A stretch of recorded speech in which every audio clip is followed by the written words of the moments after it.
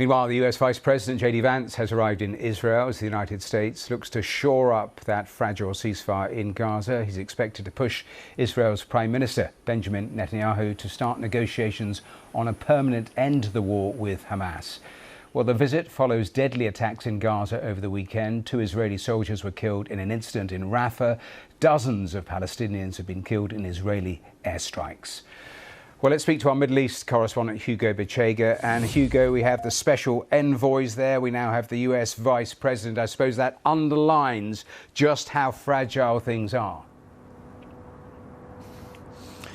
Yeah, Matthew, and the Israeli newspapers this morning had, the view here was that this shows that the Americans are running the show in the words of one commentator, and that Israel is essentially following orders from the American administration, and that all these meetings, one of the messages in all these meetings between these American officials and the Israeli government is that the Americans want Israel to remain committed to the ceasefire. And one of the newspapers said that there was a very clear message given to the Israeli Prime Minister Benjamin Netanyahu that the Americans respect, actions by the Israeli military that are in self-defense, but that they don't expect any kind of action by Israel that might endanger the ceasefire and phase 2 of the president's plan. And I think the idea behind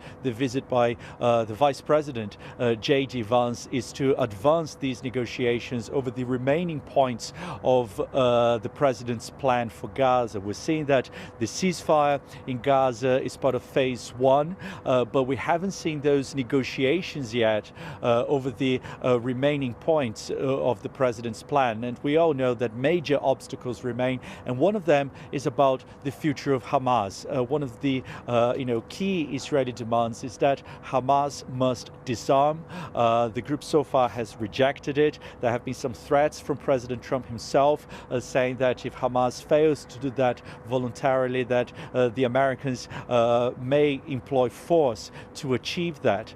So it really shows how difficult these negotiations are going to be, these talks are going to be. The Israeli government has said it will not engage in negotiations until all bodies of deceased hostages are returned. 15 bodies are still in Gaza, still need to be returned to Israel. So it shows how fragile this process is and how difficult these negotiations are going to be.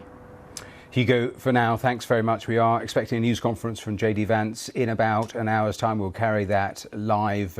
Hugo talking about Donald Trump. He mentioned it in a news conference yesterday. Another post on Truth Social saying that if Hamas don't do the right thing, the end for them will be fast, furious and brutal. Well, let's speak live to Elon Pinkas, former Israeli diplomat, writer who's also been an advisor to 4 former Israeli Prime Ministers. And thank you so much for being here on the programme as ever. Can this delegation apply the pressure that's needed, do you think, to hold this ceasefire together? No, I don't think so. I mean, they want to exert this pressure. They have done so by virtue of the agreement being signed. I think that, you don't need the actual physical presence of the U.S. Vice President to pressure Mr. Netanyahu. Now, the ceasefire was broken after 10 days, yes, but it was restored yesterday. Now, the fate of the ceasefire, as opposed to the other phases, which we will discuss in a moment, I imagine, the fate of the ceasefire depends on 2 things, Matthew. The first is just local, skirmishes that can deteriorate and escalate, and before you know it, the ceasefire is broken. That was the case 2 days ago or a day ago when Hamas shot at an Israeli vehicle and Israel bombed all over the place. And the second is what you and your correspondent just referred to in your discussion, and that is Hamas disarming, which I'm very skeptical will happen. And that, of course, now leads us to the next phases, which I think are not just fragile, but they're intractable. I just do not see, I'm sorry to be the pessimist here, I just do not see them being implemented, and no matter how many times JD Vance comes to Israel. I'll come back to those longer term questions in a moment, but right now We don't even have the basics. Gaza being flooded with humanitarian aid, that was part of the deal, the return of all the dead hostages. And of course, we have had, in the intervening time, Donald Trump declare peace in the Middle East. Yeah, well, he also declared peace in Ukraine in 24 hours. And he declared that he will annex Canada, and he declared that he will purchase Greenland. His declarations and, and bombastic appearances aside, he means well here. But he did not exactly achieve peace in the Middle East.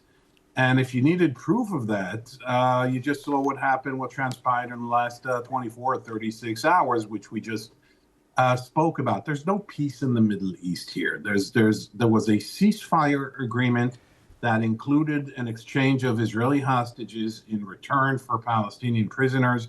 That was done relatively smoothly.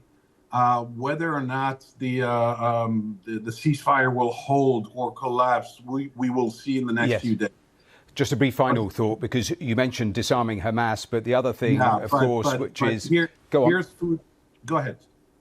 I was going to say, you mentioned disarming Hamas. The other thing, of course, is how quickly any sort of stabilization force can be there on the ground, because already in the last couple of days, you've had Ben Gvir, amongst others, saying, look, all the living hostages are back. Let's get back to the war.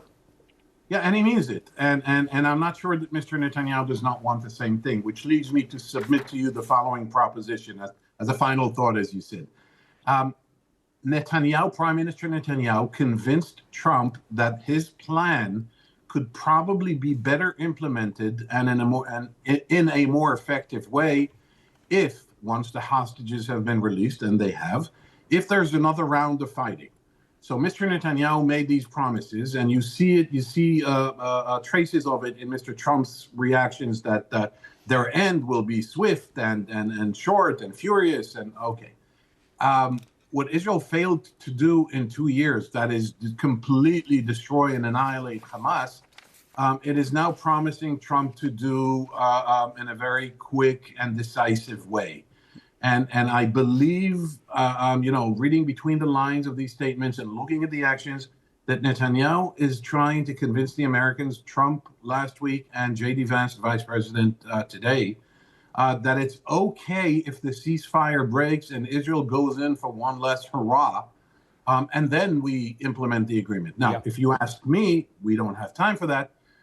It's going to work the exact opposite. But that's what he's trying to do, which is why I am very skeptical that the ceasefire will hold.